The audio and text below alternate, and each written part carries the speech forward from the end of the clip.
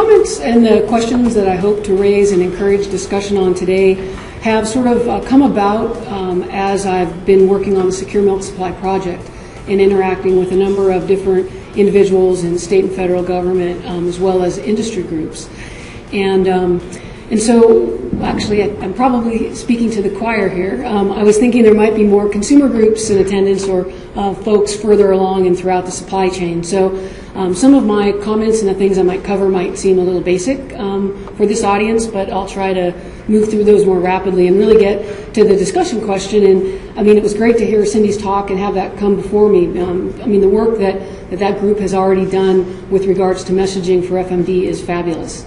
But one of the questions that keeps coming up when I attend these meetings is the question as to whether or not there'll be consumer acceptance of products, meat or milk, from animals should they be vaccinated with foot and mouth disease vaccine. From a scientific point of view, we know that should not be an issue, but science doesn't always drive the way people think. So what I wanted to do was provide a little bit of background on, and not in very much scientific detail, but just some background facts and myths about foot and mouth disease vaccination, the way it might be used in this country, some of the drivers that might push for using it in different ways, and then essentially pose some questions at the end about how do we, what do we know about consumer acceptance? Is it an issue? Is it not an issue? If we don't know, how do we find out if it is? And how do we create messaging to mitigate or hopefully prevent those issues from becoming reality? So first I just wanted to start off by reminding the group that foot and mouth disease vaccine is used widely around the world, and the consumption of meat and milk from vaccinated animals is standard in probably more 50% to 2/3 of the country. So there are very large global vaccine markets in many countries, and many countries with active and ongoing vaccination programs. And in these countries, there are no issues with the consumption of these products. So again, it's not a science issue, it's a perception issue. What can we learn from these countries that might help us prevent it from becoming an issue here? So just briefly some basics on foot and mouth disease vaccination. I think in general it's very exciting now to come to meetings and get to talk about the option of using vaccine should it be deemed appropriate in a foot and mouth disease outbreak response. In the very not too distant past, it wasn't something that was really on the table, and so it is a very complicated response tool, and a response tool that once utilized, especially in any strategy that would allow the animals to live out their productive lives, does come with a lot of hard work and additional work in order to follow those animals throughout their productive lives and to prove that even though they were vaccinated, they were never exposed to the virus. So there are 7 serotypes of foot and mouth disease and over 65 strains. The importance of that with regards to vaccination is that there's limited cross-protection between the different vaccines that are produced. So a vaccine, for example, for a type O is not going to be protective against a type C. So it's important that we get the right vaccines that are going to protect the animals against the virus that we're currently dealing with. The strains of FMD vary tremendously in their species preferences, the clinical signs they cause in those species, and their transmission characteristics. So again, foot and mouth disease, it's an RNA virus. It's a very nimble player. It's very adaptive to change, and it can appear one way, for example, in Taiwan in 1997 outbreak in swine. They thought for a long period of time it was vesicular stomatitis virus because they saw no clinical disease in cattle. It happened to be a strain that didn't cause clinical disease in cattle. That's not the norm when we think about foot and mouth disease. So we need to remember that it may not always look like the disease that we've seen a lot of pictures of. It could be a very different situation. Vaccination is a preventative measure. That's intuitive in a veterinary crowd, but perhaps not always intuitive to all individuals. So I mentioned the routine use in countries that deal with the disease every day, and I didn't say endemic. And it would be used in a responsive way in free countries, potentially as a control measure. Like other vaccines used to protect animal health on a daily basis, it has no negative impacts on the quality of the animal products. There is a meat withholding of 60 days for the product that we would be most likely to use in a response if it occurred today, but no milk withholding. It will reduce, it doesn't prevent infection, but it does reduce the susceptibility of the animals to infection and definitely reduces the severity of clinical signs and the amount of viral shedding. That's why it's helpful as a response tool. It reduces or dampens the amount of virus in the environment. There are boosters, if there's an ongoing vaccination campaign, are recommended at 6-month intervals, so it's not a one shot fixes all. Those animals that are vaccinated, I'll get to in a minute, they may or may not be allowed to live out their productive lives. They may be euthanized, or they may go to slaughter, in which case a booster might not be as important of a consideration. And it doesn't present, this is another long and probably too complicated discussion for this arena, but it doesn't prevent the development of a carrier state in cattle. So I'm going to just briefly mention some of the vaccine strategy considerations that are put forth in the current foot and mouth disease response plan that's available through the LMI site.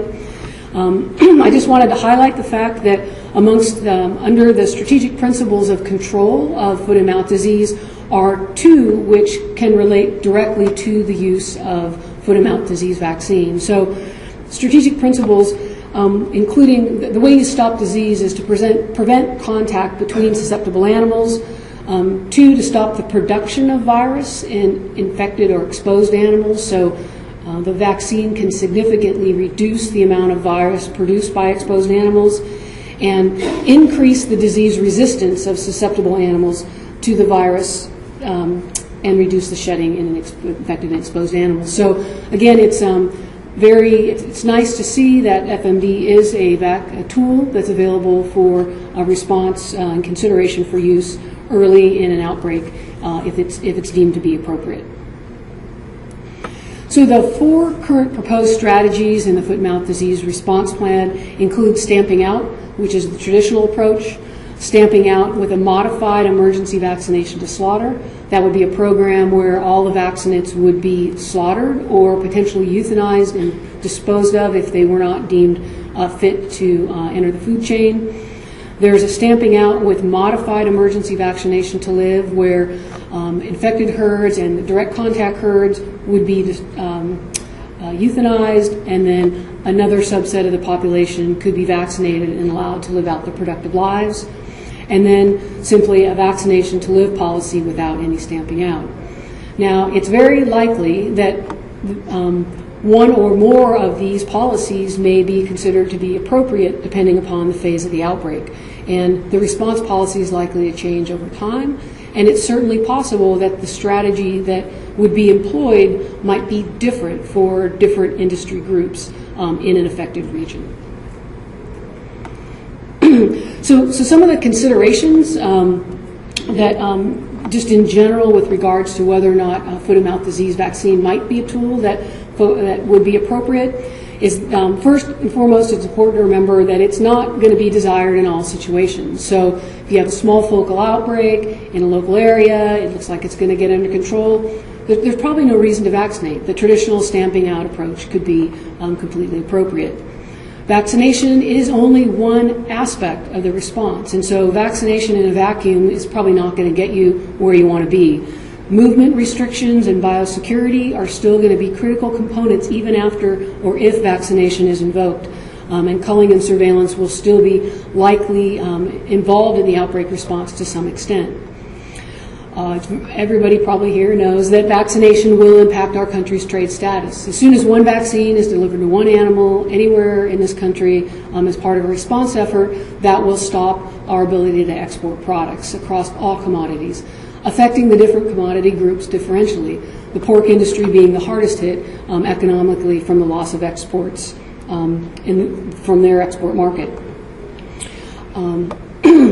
Well, one thing is likely if we are dealing with an outbreak situation where it's felt that foot and mouth disease vaccination would be desired to be used, for example, large dairy populations, California Central Valley, you're likely to need large numbers of doses very quickly. So there's not a lot of situations where you're just going to need, probably a small amount of vaccines, and it kind of doesn't matter how long it takes for the vaccine to get to you. If we need it, we need large amounts, and we need it quickly. So we need to be prepared to to have it arrive quickly and also be prepared to deliver it quickly to the animals that are determined to be those that will be vaccinated. The epidemiology of the disease, the dynamics and demographics of the livestock populations in the affected area, those are going to be the most important factors in determining which strategy makes sense within which industries.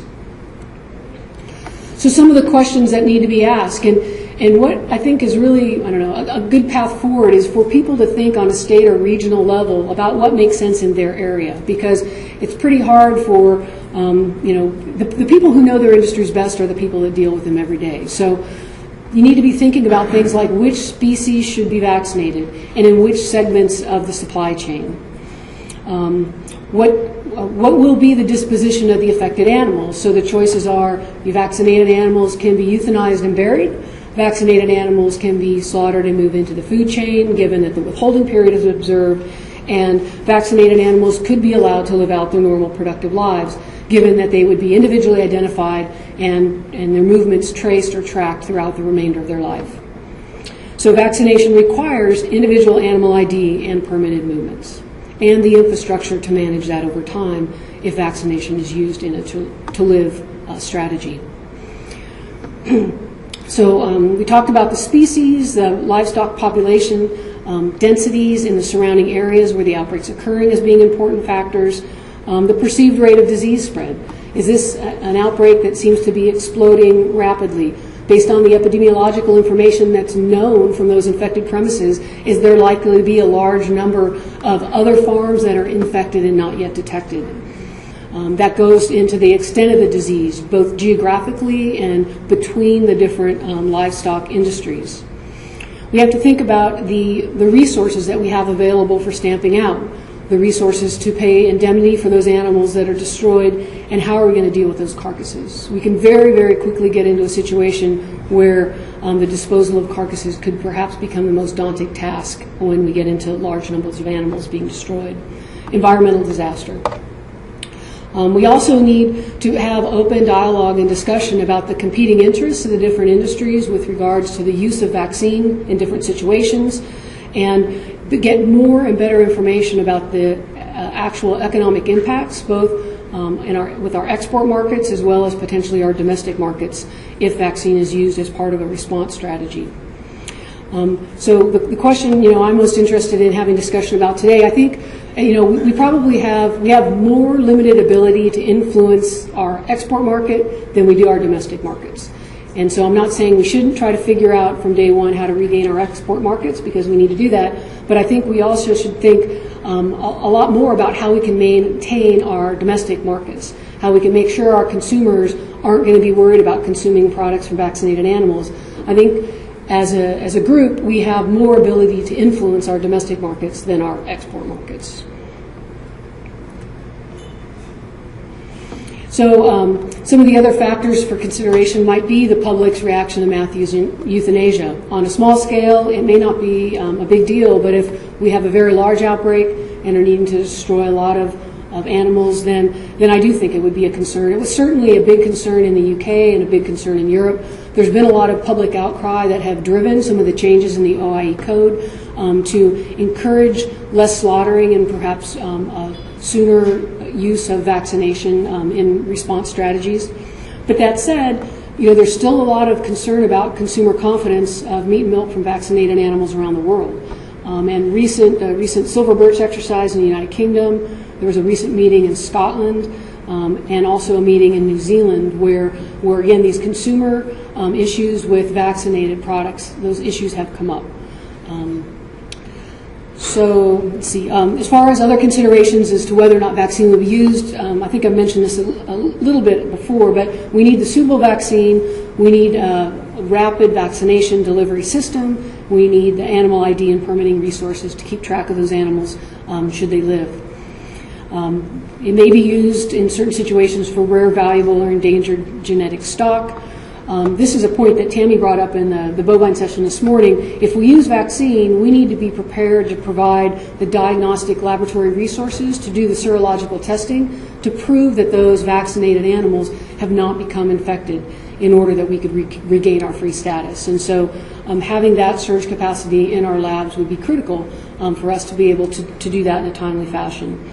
And I think moving forward, it's smart to talk to our trading partners for the different commodity groups, to engage those countries where they do the most business, to get a read on where they are and what they may or may not be willing to accept with regards to the potential for zoning strategies or compartmentalization strategies, because those may be appropriate ways to sort of pre-plan to try to regain access to some of those markets more quickly. So what I was hoping that we would have a chance to discuss and get input on would be, the big question is, will consumers, and I don't know if you've done, maybe you could share with us if your group has already done research to help answer this question, will consumers have concerns about the consumption of beet milk from FMD vaccinated animals? If so, how can we work to develop messaging that might help to mitigate or address those concerns in advance of an outbreak response and the use of vaccine?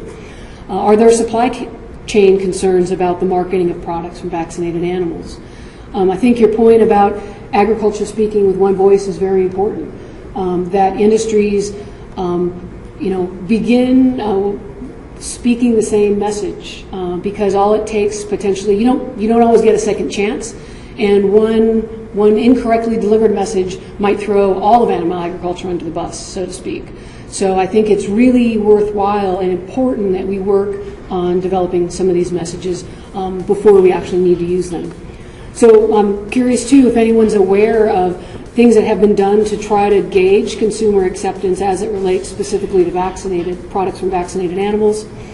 And then, try to figure out how do we work moving forward to engage all the parts of our supply chain in addition to the consumers, so that they're informed and participating in these pre-planning mitigation efforts. How do we develop, and this is great cynicism for me, I didn't know that there was a cross-species messaging group before I came, so I'm excited to hear that. But how do we continue to work together to make sure that the public hears one consistent voice from all of animal agriculture with regards to safety of vaccinated products?